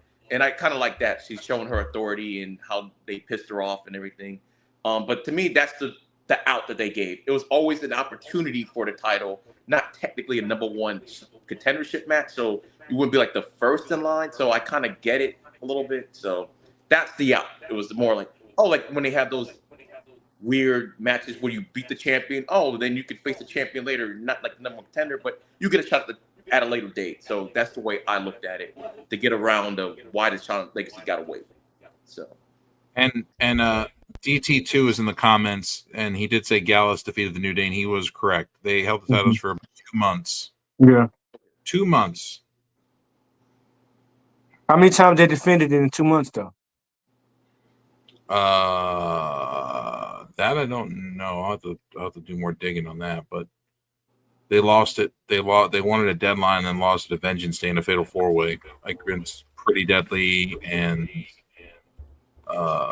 Casey and Gauss. Okay. All right. Now let's get back to the. Excuse me. Let's get back to the Joe Hendry thing. Here we go. Joe Hendry sings a song. He brings up something that I didn't even know. I remember Dexter Loomis, which I feel bad for Dexter Loomis because they didn't show his face. They just showed Joe Hendry's face.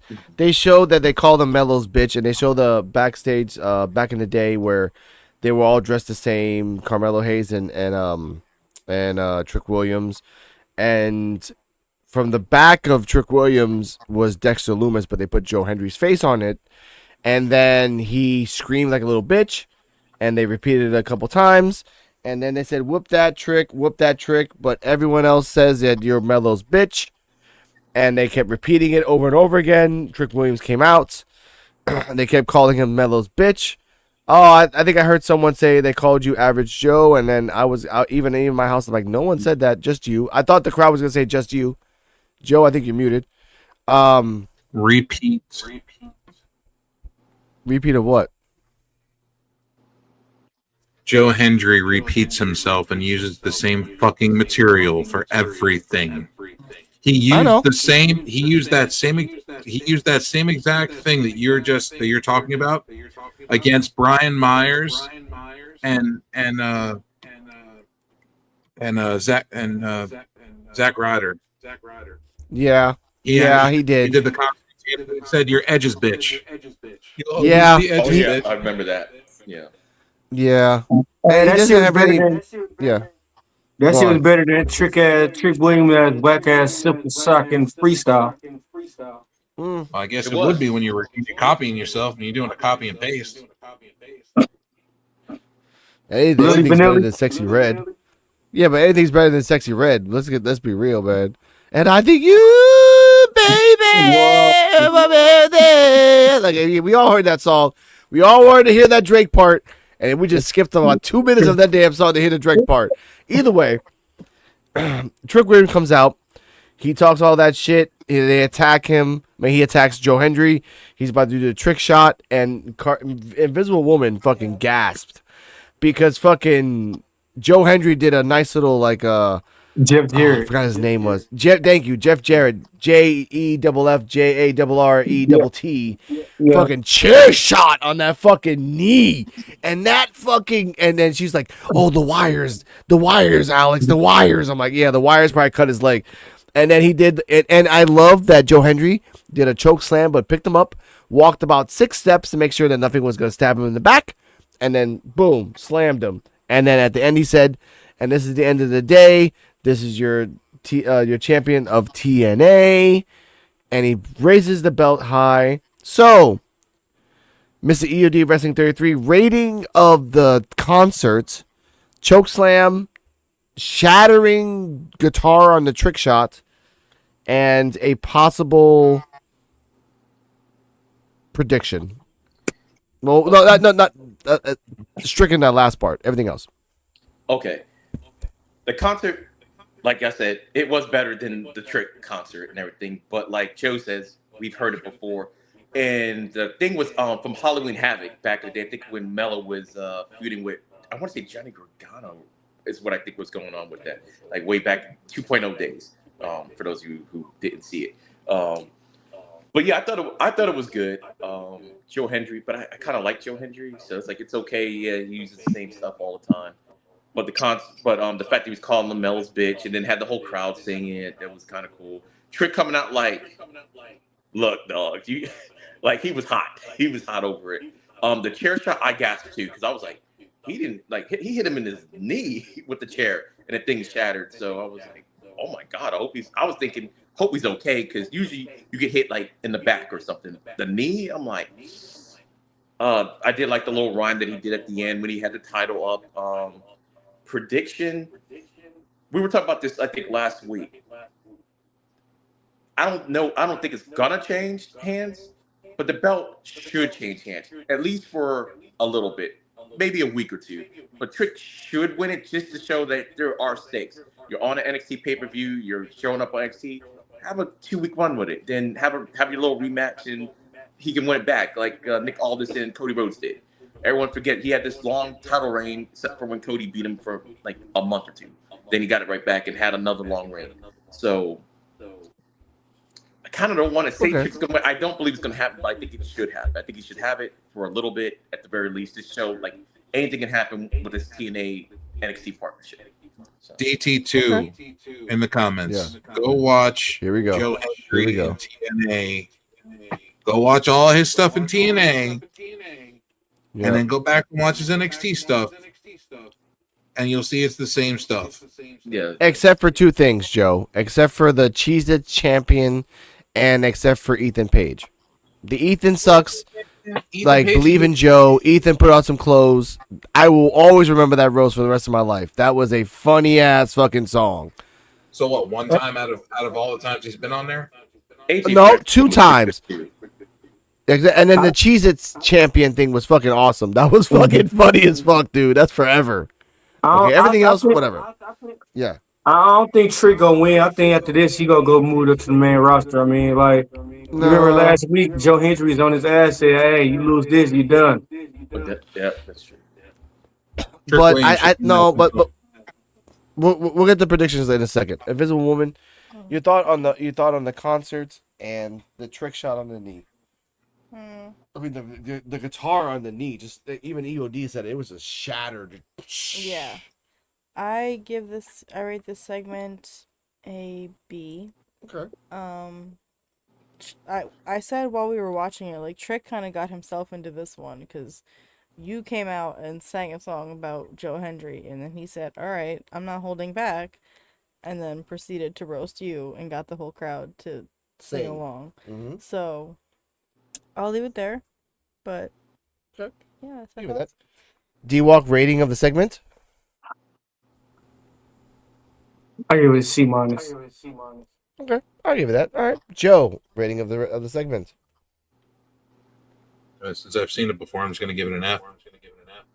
Damn. All right. Fuck. Okay. Okay. After that, everything. Damn, that's fucking cold blooded. After that, everything went to black. No, I get it. All right, we'll give overall ratings. I want to give a shout out to the. This was at exactly 1 minute 27 minutes. I want to give a shout out to the Biconics Wrestling Podcast, another podcast we're trying to collab and have some fun with. They gave the whole show as a rating as a whole B+. So we'll go from left and then counterclockwise. I give this show because of the triple threat was actually pretty good. What about the main event? That was the main event. No, that was not the main event, dude. Like, the main event was the concert. Oh, I didn't know. Did you say Zarya and Saruka? Yeah. No, Zarya and Kaylani. Yeah, Kaylani. Yeah. Like, fuck. I actually give this whole show a rating of shit. Actually, a B+ as well. Like, just a very slight, very minimal B+. Because again, Josh Briggs versus Shawn Spears is a story that I don't want to hear about. The Kaylani and Zarya thing. You didn't have to do this to get the Kaylani versus Saruka. You didn't really have to, but you did it anyway, I guess. All right. And the triple threat was awesome. Sorry. Even if people in my whole crew here don't like 2 of the 3 players, I don't give a shit. Ashanti was showing out, Javon was showing out, and Shawn Legacy, who deserves to be in NXT, was showing out with a nice little backbreaker crossroads at the end. So B+ for me. D-Walk, rating of the whole show as a whole. I gotta give it a C. Okay. I'll give you that. Joe, rating as a whole. D-. Damn. This show right. this show is part of proof that WWE and NXT have trouble with go-home shows before a pay-per-view. Yeah. They suck at it. They are terrible at it. Yeah. Their go-home shows before and after pay-per-views are terrible. Okay. All right. We'll get to you in a second, baby. All right. EOD 33 wrestling rating as a whole of this episode. Whole episode. I would give it a B because it was a go home show. Like if it was just a Okay. regular show, it would have probably been higher. But this show didn't really make you want to watch the pay per view because most of the stuff that's going to happen on pay per view, there was either little vignettes or whatever. Didn't really do anything to promote it. And I'm not even sure if it was live this week for some reason. I don't know if it was taped beforehand, like the whole show. I mean, but I give it a B because it's a go home show. It's supposed to make you want to watch the pay per view more. And to me, it didn't give that. It just felt like another show. So I want to redact my statement. I actually want to make this to a B minus because of of Joe and EOD's. Yeah, it was a B minus. Like B minus. Like if there was a word between like B and C, then that word. Honestly, there's a woman. I give it a solid B. B as well. All right, I give it that. Let's get the predictions. Let's get the fucking predictions of Battlegrounds. We can knock it out the way. Here we go. First match, Kaylani versus Soruka. Let's do 2 parts. How long? Who wins? D-Walk. My money on Soruka still. How long? Probably like 5 to 7 minutes. 5 to 7. Go to your fucking mind, dude. Hold on. No. I got a button for his ass. No. Why the fuck you lying? Hold on. Why you always lying? Hold on, let me do my math again. He's got to do Flint math. You gotta do Steiner math because motherfucker, you don't have to. It's at least 14. Steiner math's more accurate than that. I give I know. I give it 17 minutes.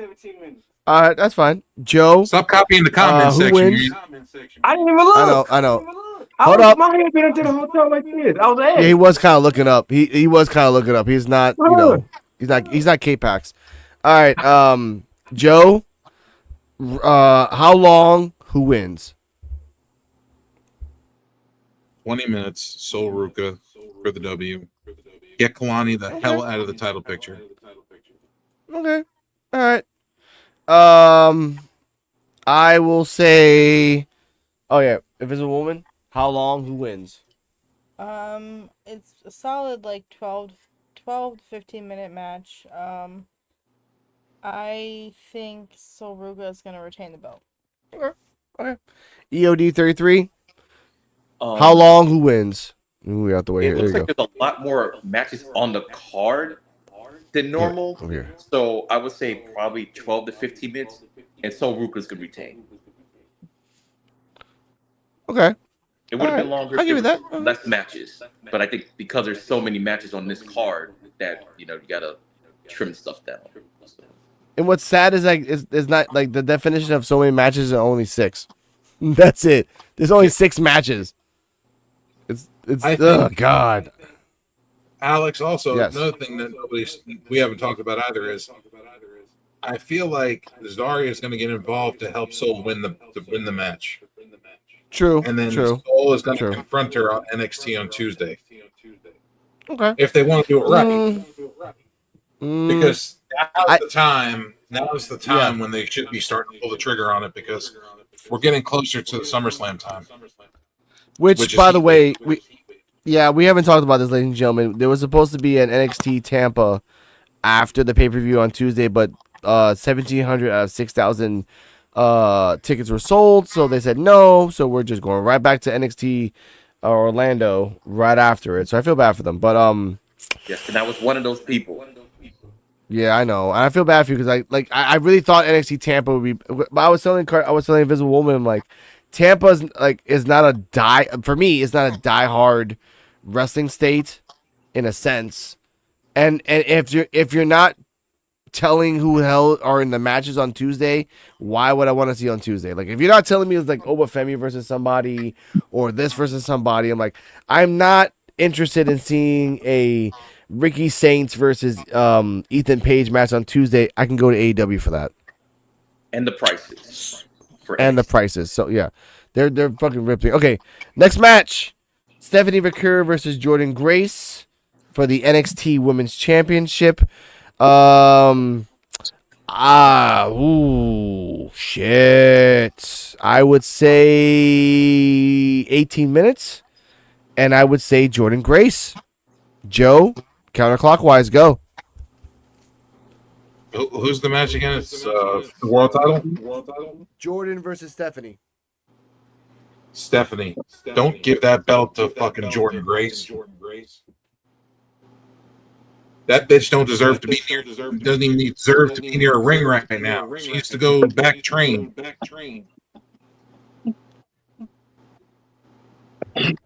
Stephanie better keep that belt. They put that belt on the meathead. They have problems. Yeah, it Just say you feels a flip little. furniture. No, it feels a little odd to give Jordan the belt this early. Like maybe down the line, but I don't know. If Jordan takes the belt, where does Stephanie go from here? Main roster. Right to Raw. Yeah. Go ahead. Anybody else? Or Sure? SmackDown.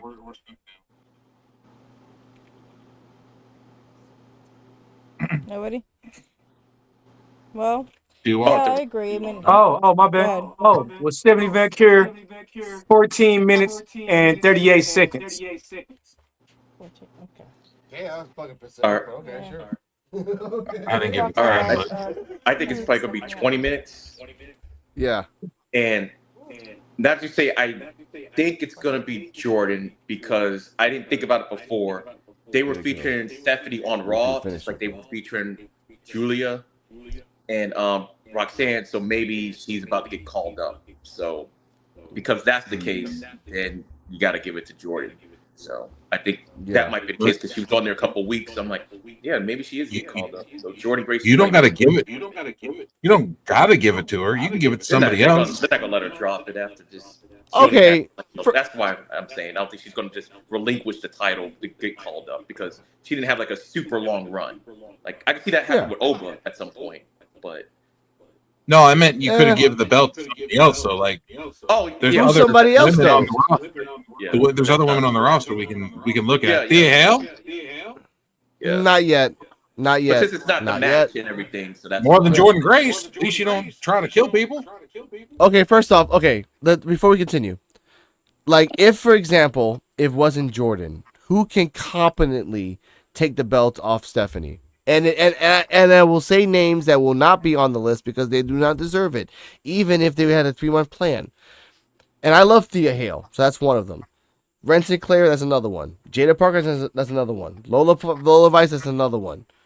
Those are off the names. So who else? Those are names that are off the list. And not Fallon Henley, and not JC Jane, and not redacted Jasmine Nix. Zarya. Tatum Paxley. Thank you. All of those two. Tatum Paxley. Makes sense. She loses, but doesn't really matter for Tatum Paxley because she's just like, whatever. I don't give a fuck. And Zarya. Yeah, and Zarya can finally have the push that she needs. So again, you give it to Jordan. Jordan has it for a little bit, and then you give it to either Zarya or Tatum. Thea Hale came back. She needs to do the Sami Zayn like babyface run of actually like going up the ranks and actually earning. No, sorry. She needs to do the Bayley run. Like no one believed that she could do it, and Bayley had to earn her spot to earn the championship. Because in fact, if you're one of the 4 horsewomen and all 3 are champions and you weren't, well, actually Becky wasn't, but still doesn't matter. What about Lash? Oh my God, I have problems with Lash. It feels so bad that Jakara Jackson is talking all that shit. I mean, positive shit on YouTube and everything else. And Lash is like, I have new partners now. It's really sad that Tatum lost her friends. And the storyline is that she's depressed. And Lash lost her sister and she's super happy. Like, I can't look at her. Ignores it. Like, that's why I can't. And I'm a wrestling fan through and through. I can't go behind her. I can't I'm sorry. I'm sorry. Oh my God. What is she supposed to do? Oh my do? God. Hold up. No, I gotta press the button for myself, man. What the fuck is wrong with me? I can't go behind. Oh my God. I can't say. Come on now. Oh my God. And you got DT2 in the comments blowing up about Kalani Jordan being the best to be the champion. She should be the world champion. Wait, what? DT2? Well, I'm saying Lonnie's the most deserving. DT2, and Okay, first of Kaylani, and I just started doing NXT time with D-Walk in the beginning of the episodes, and in those beginnings, I said it straight up. Why is it really weird that when she won the championship, the three defenses were all accidental? Lola had a problem with Jada, Fallon had a problem with somebody else, and someone like it was always accidental, and then she lost the belt. I respectfully understand your commentary, DT2, but the history of Kaylani Jordan has been this exact button. Sorry to say it, but She's less offensive than regular garbage, but she's still garbage. okay. Sorry. Great athlete. Let's get to the next one. She's going to be Javon after that. Except she's going to have more championships. That's true. But next match, I won. Troy D'Angelo versus Channing Stacks Lorenzo. Who wins? How long? And this is a standard match. No hardcore. No nothing. And who interferes? That's three. That's a 3-part. EOD 33. We're going clockwise. All right. Stacks is going to win. It's probably going to be a 10-minute match. It's going to be just a regular. I think it's going to be like a regular match. And I believe, what's his name? Crisafino comes back because remember, he might be dead for all we know because Stacks might take him out in the desert. But I think he comes back. He aligns himself with us, Stacks. Maybe Rizzo might show up, but they're going to turn. I think they're going to turn on Tony. And Stacks is going to end up winning the match because of that. I think it's not going to be a clean win. It's going to be interference. 10-minute match. Stacks. D-Walk. Long. Who interferes? Who wins? This way we see Tony D get called up after this pay-per-view. He get called up. Everybody gonna turn on him. I'm giving a match. At least probably like 13 minutes and 28 seconds. Okay. And Stacks wins or D'Angelo wins? Thanks. Okay. I'll give you that. All right, that's fine. I'll give you that. I will give this. Fuck. Stacks wins. New family is born. And maybe 12 minutes? Maybe 12 and a half, to be fair. Because, again, this is not a great match. Stacks will do his thing. Don will do his thing. And then probably, like, Rizzo comes out of nowhere. And then Crucifino comes out of nowhere. And then that's when they turn. This is not the appropriate place to do it in Battleground, but they have no other choice. So I kind of understand that. I get it, but this is not the time for it. They should do it stand and deliver. Not now. So I get that. Stacks, Joe, and how long? Stacks. I'm going to say this match is going to go longer than anybody thinks. Okay. I think it's going to go at least minimum 20, possibly 30. Ooh. Woo! I think they're going to I think they're going to let the two guys go at it and shine. Okay. We have a 3-hour show and only like 5 or 6 matches. Oh, that's right. Yeah. I'm thinking 2 hours. Oh yeah, that's true. That is true because they have to go right into Saturday night. Well, that's on Sunday. My bad. I keep forgetting that. All right, that's fine. Next match. But Joe Battleground was on Saturday. No, Sunday, dude. Sunday, bro. I thought it was on Saturday too. It would have been a stacked night that you have to watch Battleground and then like at 9-10 o'clock you have to go straight to Saturday night main event. It would have been really conflicting. That's how they're going to start doing all their shows. I know. This summer, they've already said they're already super stacked all the shows for summer, so we're gonna have double pay-per-views on certain days. Back to 2016 all over again. Next match, Joe Hendry versus Trick Williams. For me, this is not the main event. This is the co-main event. Yeah. How long? Who wins? Joe. Oh, we're talking about Trick versus Joe Hendry. Yep. Give him 25. Okay.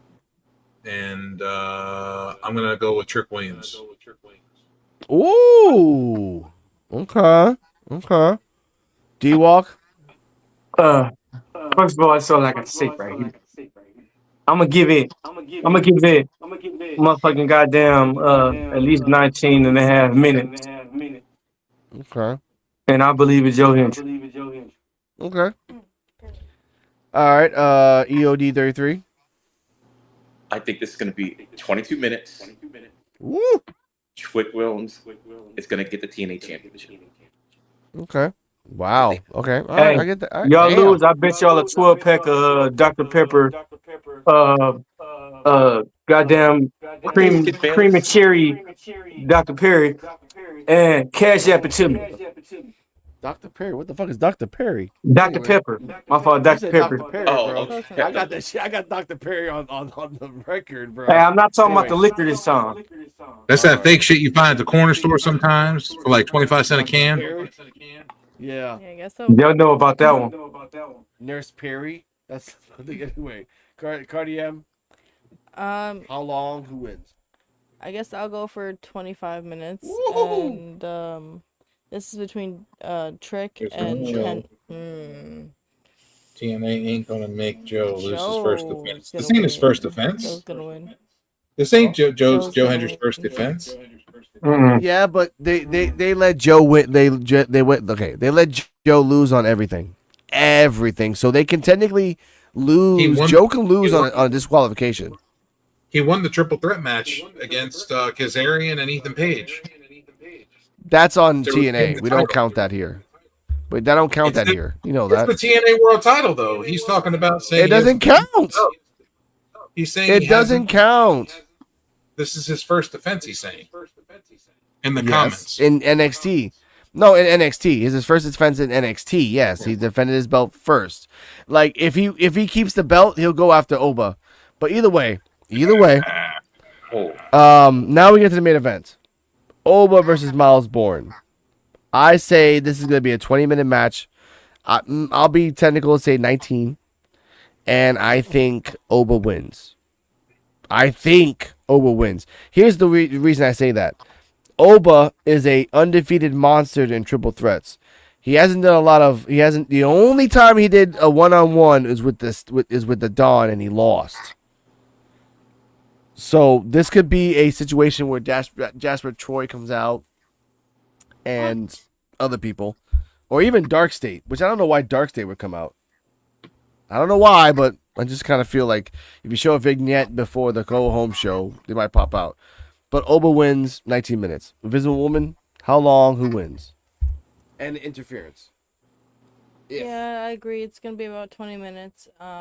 There might be an interference, honestly, and I don't know. This is gonna be a good match either way, so I'm not worried about who wins. But I'm guessing Oba's gonna retain the belt for a little bit longer, just for technical reasons. Okay, that's fine.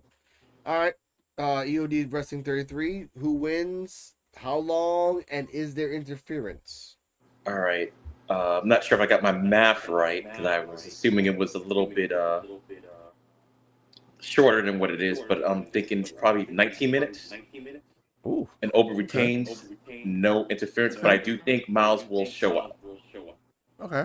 I'll do that. All right, that's fine. D-Walk, how long? Who wins? And is there interference? First of all, this is what I want to say is it's gonna be interference. Over Femi go beat ass. My man who came and did that weak ass sidewalk slam on him, he gonna try to jump in and get his ass beat too. Over Femi gonna win, and I'm going for at least 21 and a half minutes of pure ass beating. Over Femi gonna get my man. Okay, I'll give you that. All right, that's fine. Joe BNCO, how long? Who wins? And is there interference? Oba Femi is going to win. And I will tell you that I don't think this match is going to be very long. I'm going to say 7-minute squash. Damn. Okay, that's the lowest. Oh, But who interferes? Who interferes and what happens? You think it ain't gonna be interference? Nobody should interfere in this match. It should be a clean one-on-one and a squash match. You know how they've been doing that though, Joe. I don't know, Oba man. should I mean, destroy Osborne. Destroy him. Not Miles Bourne, not Osborne. Oh, Miles Bourne. Osborne, same Yeah, fucking Bourne. thing. That's it. Yeah, I know. Yeah, you said what they both look alike. No, No, they another don't. another ball had a white guy. No, okay. Just All right, but I will send it say to the room. this. I will say this. We are okay. I'm happy that we get an NXT championship and a men's NXT championship. No North American. No That tag fucking team. sucks. No tag team, which is fine. Oh yeah, I but the guess. tag team's on Yeah. there. Remember, there's a six-man Yeah. tag. That's right. In a three-way. Six-man In a tag. only in a three-way. Yeah. Yeah. Yeah, That but we sucks. didn't talk about that. We didn't talk about that match. Oh yeah. All right, yeah. Last match. Hank and Tank and Josh Briggs versus the Culling. Joe, how long? Who wins? Who cares? Let's go. 10 minutes because there's six guys, and Yeah. Make it. I'm gonna go ahead and give it to the tag champions and Briggs. Okay. I guess. Yeah, that's fine. I guess. All right. D-Walk, how long? Who wins? And much as I want to say it, I hit it. I'll give it 9 minutes. Hank and Stank for Just Briggs.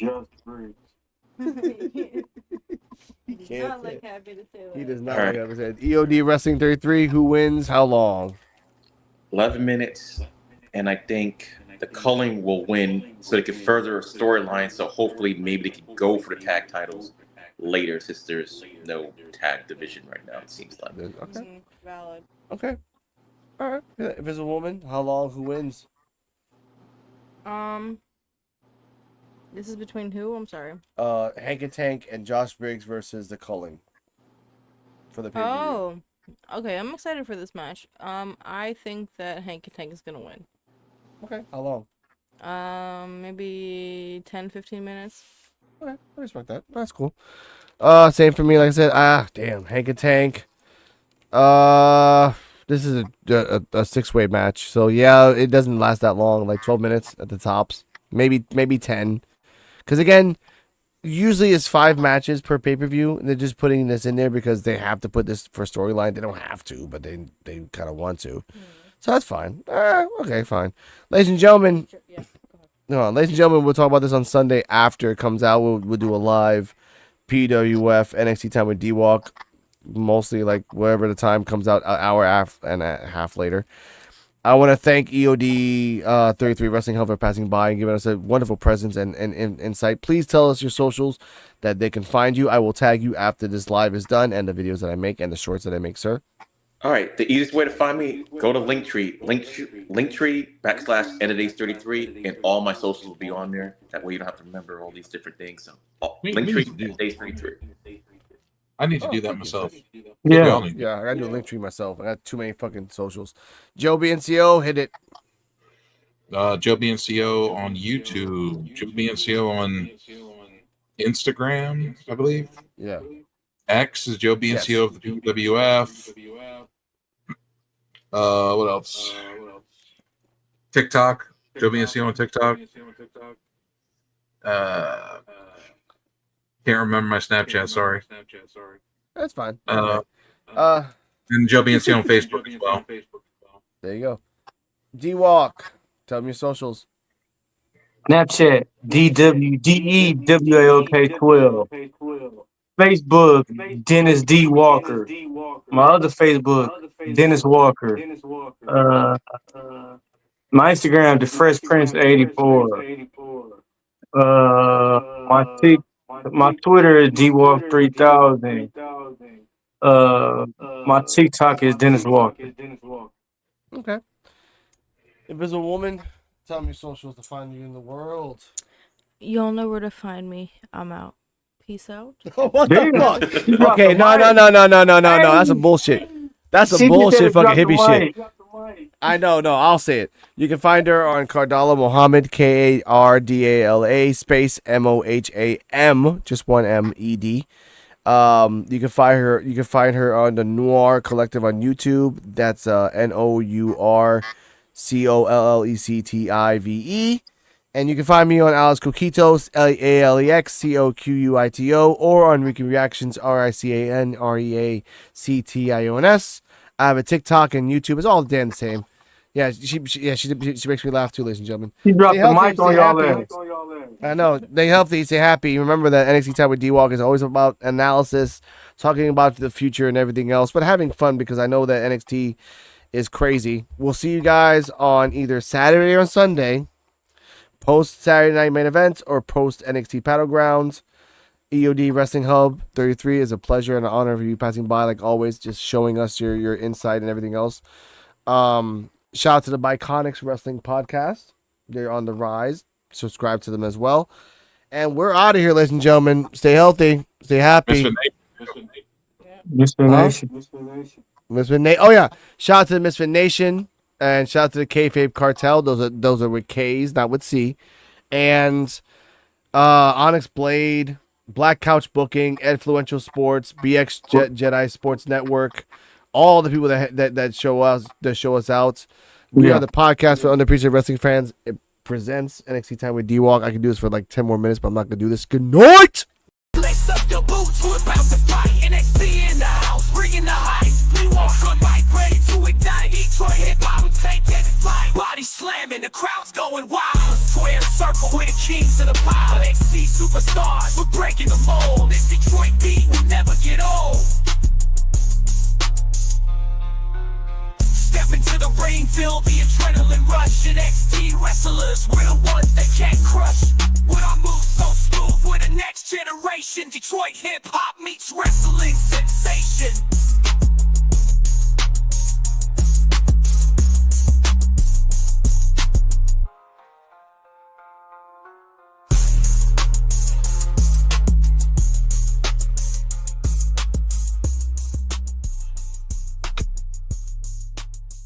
Lace up your boots, we're about to fight. NXT in the house, bringing the hype. D-Walk on the mic, ready to ignite. Detroit.